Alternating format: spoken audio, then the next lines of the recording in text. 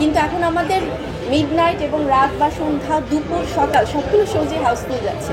জঙ্গলি দেখে সবাই যে ইমোশনাল হয়ে যাচ্ছে, আবেগপ্রবণ হচ্ছে।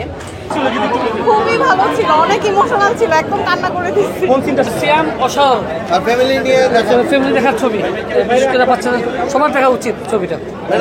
অনেক ভালো লেগেছে আমাদের জঙ্গলি।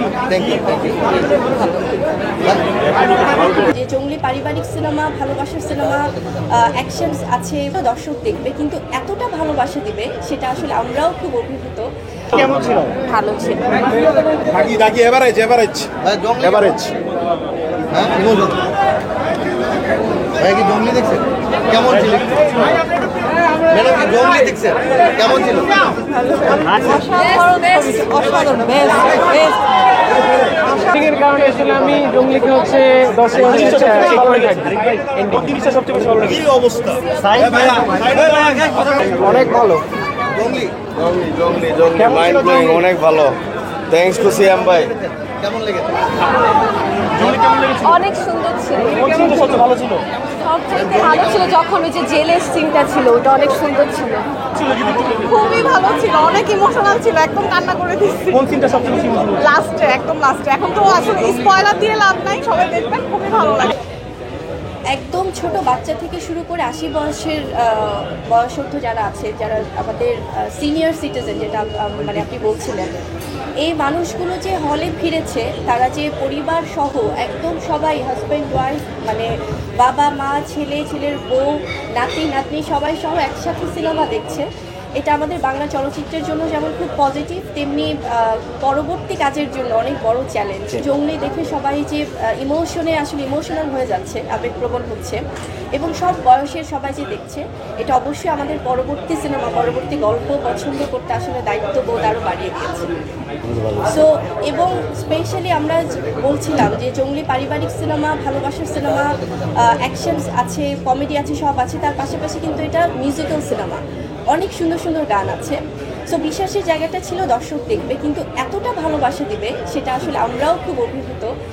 আর এই যে দর্শকরা বের হয়ে, কারণ একটা সিনেমার প্রচার তো আমরা শিল্পী হিসেবে অবশ্যই করি, আমাদের টিম থেকে করে, কিন্তু বড় প্রচারটাই হয় কিন্তু দর্শকদের মুখ থেকে। তো তারা যখন বের হয়ে দেখছে এবং বলছে, অন্যদেরকে উৎসাহিত করছে যে এই সিনেমাটা সবাই এসে দেখুন, সেভাবে কিন্তু আমাদের শোজ দ্বিগুণ হয়েছে। সামনের সপ্তাহে আমাদের আরও 20-30টি হল যুক্ত হচ্ছে। সো এটা কিন্তু হয়েছে শুধুমাত্র দর্শকদের ভালো লাগা থেকেই, ভালোবাসা থেকেই।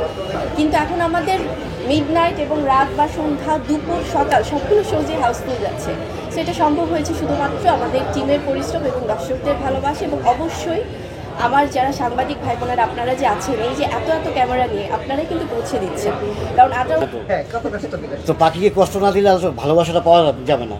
বাচ্চাকে কষ্ট দেয়া, আমরা অনেক সময় হয় কি, সিনেমা কিন্তু দেখি বিনোদনের জন্য, কারণ এটা অনেক বড় একটা এন্টারটেনমেন্ট।